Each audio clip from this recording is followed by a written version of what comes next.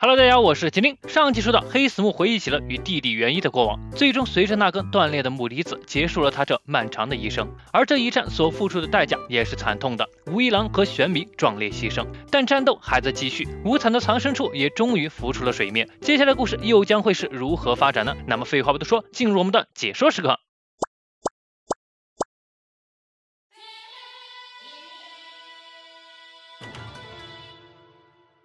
炭治郎和伊勇在接到惠利哉的指令后，正一刻不停地赶往无惨藏身处。而炭治郎此刻正思索着一件事儿，在打败了伊欧座后，他便收到了炼狱弟弟寄来的信。看了信的内容后，他才知道，原来原始的火之神神乐一共有13型战绩，而他却只知道12型。可即便如此，为了大家，他也必须拼死战斗。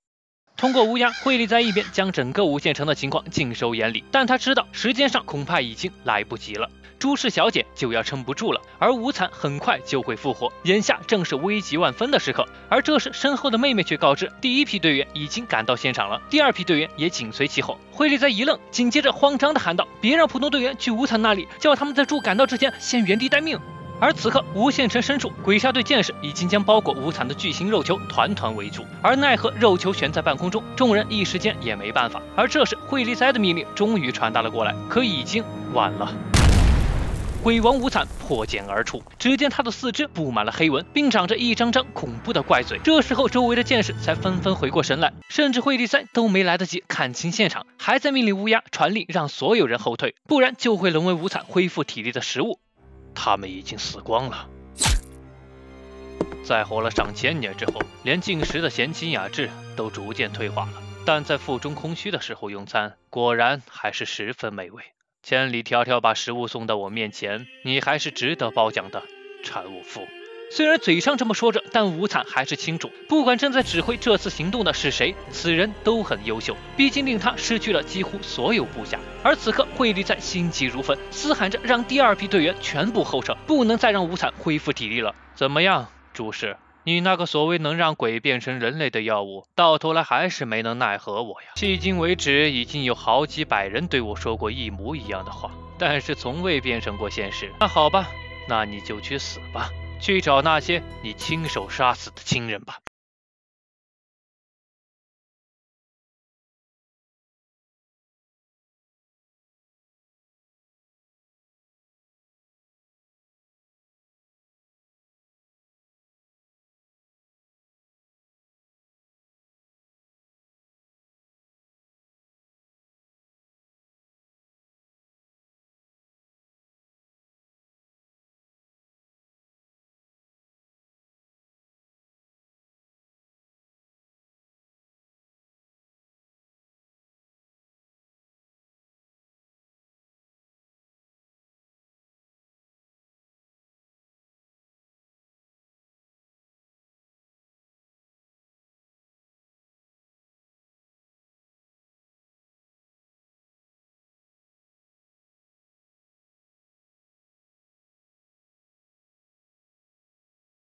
尽快将战力集中到一处，并告知其他参战者，无惨的攻击范围极其惊人，绝不能轻易靠拢。下达了指令后，惠利哉这才向两位妹妹道歉。随后，乌鸦将无惨复活的消息传达给了猪们，并紧急传呼所有猪集合。蜜梨和小巴内这才恍然知晓，这个琵琶女竟然拖住了他们这么久，连无惨都已经复活了。不过这也没办法，这个琵琶女虽说没有什么杀伤力，但却能掌控整个无限城的地形，跟他们没完没了的捉迷藏。蜜梨也在纳闷，主公竟然下达了这个命令，难道是让他们丢下琵琶女直接去集合吗？还是说……就在这时，一只手从背后抓住了他的衣领。突然间无限城猛地一震，而炭治郎和义勇一愣，周围的场景正在发生巨变。炭治郎整个人都愣住了，此刻出现在眼前的竟然是鬼王无惨。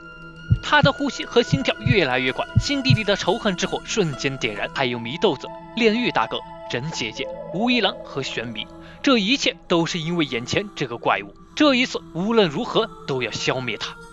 炭治郎，冷静，我教你冷静。话这么说着，但脸上青筋暴露的义勇此刻也难以掩饰内心的愤怒，因为归根结底，眼前这人可是害死姐姐和枪兔的罪魁祸首。你们很烦，非常的烦，我实在是受够了你们这些猎鬼者，只要开口，无一例外都是那句要为死去的父母兄弟姐妹报仇雪恨。既然已经侥幸捡了条命，不就已经足够了吗？这番话令两人一愣，就算家人被杀了，你们又能怎么样呢？接受自己幸存的现实，继续生活，不就完了吗？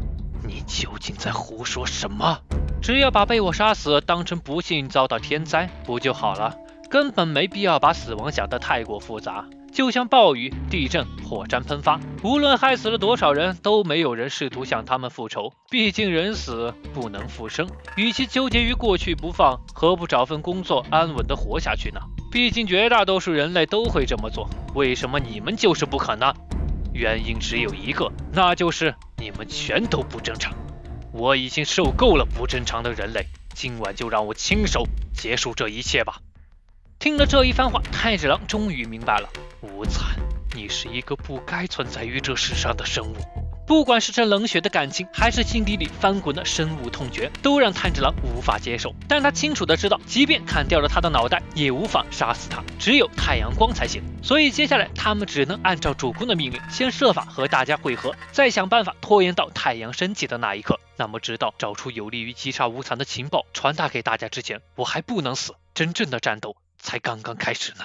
无惨挥动右手，一瞬间两股带刺的长鞭向两人袭来。只见他的整个手臂都化为了带着尖刺的长鞭，这惊人的速度和攻击范围瞬间令两人猝不及防。就这样随手一击，义勇都必须使出指才能勉强躲过，而太子郎则凭借着感觉尽全力躲闪着，并试图找到空隙杀到无惨近前，躲过了最近的攻击，正要进行成功了，无惨的长鞭迎面回来，太子郎腾空跃起，再次躲了开来。我避开了，能行。下一刻，他被狠狠地砸在地上，并且他的整个右眼都被划破了。这一击他甚至都没看清就中招了，来不及思考，无惨的长鞭又挥了过来。但好在一旁的义勇救下了炭治郎，并告知炭治郎不要主动拉近距离，无惨的力量完全不是其他上弦鬼能比拟的。话音刚落，长鞭再次袭来，而无惨也已经猜到了，你们是想等太阳升起吗？但是无限城里可照不进阳光，只凭你们3位柱真的能做到吗？身穿条纹羽织的柱和另一位女柱可是已经被我的部下杀掉了。来不及悲痛，无惨的攻击再次袭来，这一击强行将两人分割开来。太子郎，不行，绝不能拖后腿，不能害了义勇先生。太子郎拼尽了全力，即便还没有适应眼睛的视野，却也惊险地躲开了攻击。因为就算瞎眼了，但他还能用嗅觉去观察通透的世界。可时间一长，他也快喘不上气儿了。无惨的攻击速度和频率实在太快了，他一头撞在墙壁上，太过于专注嗅觉，以至于完全没有注意到周围的环境。太子郎，此刻的义勇也根本来不及去救他，无惨的长鞭一瞬间杀到了眼前，直逼他的脑袋。完了，快给我住手！密离从天而降。什么？这个女人甘露寺，她还活着？炼制呼吸，猫族炼风，同样一招远距离的攻击斩向了无惨，砍中他了。我操嘞，居然毫发无伤。而另一边，小巴内也赶到了，并且救下了炭治郎。拖后腿的废物，给我一边待着去！看到两人都还活着，炭治郎喜极而泣。与其替我们落泪，还是先担心下你自己吧。而此刻，无惨也很惊讶，这两人不是已经被杀了吗？你到底在干什么？民女在干什么？当然是我在操控这女人的视觉了。无惨，你犯下了这世上最深重的罪孽，那就是把朱氏小姐从我身边夺走。怀着悔恨，跪下吧！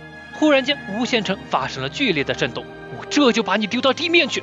话音一落，四周的环境不断的扭曲，紧接着众人脚下的地板全都在往上方高速攀升。此刻密林能感受到那股正在上升的重压，都快把他压成肉酱了。但无惨就在眼前，必须想办法发起攻击才对。但看着这凶神恶煞的鬼王，这也太恐怖了，吓得密离都有点不知道自己在说啥了。新民先生，你快来啊！你不在，人家心里真的好没底啊！连迷之队友鬼少年提出的那个假死计划也泡汤了。毕竟义勇先生他们的情况比预想中凶险太多了嘛。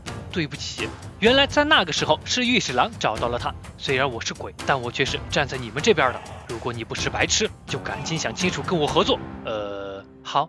于是御史郎便制定了这项计划，由密离两人来吸引琵琶女的注意，他的趁机入侵她的大脑，令她暂时摆脱无惨的支配。哦，这都能做到吗？好方便啊，好帅气啊！到时候我会让无惨看到所有处都惨死的影像，而你们则要趁这个机会偷偷集结，对他发起总攻。米莉知道计划的失败也意味着此刻御史郎正在和无惨进行拼死对抗，所以他们必须设法攻击无惨，分散他的注意力，帮御史郎在这场控制权争夺战上占据优势才行。但刚准备动手，这频繁变化的地形就差点要了他的命。而正如米莉所想，此刻无惨正在试图夺回民女的控制权，御史郎就快坚持不住了。无惨的力量太过强大，甚至正在通过民女吸收着他的细胞，他不得不拼命了。下一个，相隔两地的他们同时发出了嘶吼，无惨是极度的愤怒，而御史郎则是在拼命。而就在这时，水系极之潮、蛇系尾蛇曲折、义勇和小巴内一左一右同时向他发起了攻击，而无惨也难以分心进行对抗。另一边，御史郎手上的黑纹正在慢慢褪去，能行，我可以争过他。突然，几人脚下的地板瞬间消失，见势不妙，无惨伸出了手，紧紧的一握。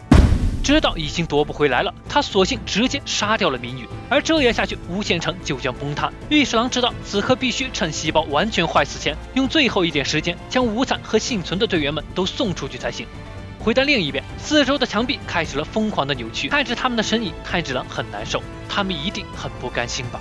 无惨的攻击再次落下，就在这里，无惨的长鞭瞬间出现在米莉眼前，这个距离根本来不及躲闪。甘露寺小姐，炭治郎将什么东西狠狠地抛了出去，无惨的攻击正好被干扰，小巴内这才惊险地救下了米莉。而下一刻，压力突然剧增，将炭治郎猛地压在地板上。众人终于逃出了无限城，这也意味着战场也终于来到了地表。但是高挂在天上的月亮也告知着众人，战斗还要继续。而除了他们之外的其他人，此刻又身在何处呢？接下来战斗又将会是怎样的结局呢？那么本期无惨篇1到这里就结束了，下期将是全员激战无惨，来自久远的记忆苏醒。喜欢本期视频呢，别忘了关注和订阅哦。另外在这些地方也能看到麒麟的视频。那么本期视频到这里就结束了，我是麒麟，我们下期再见。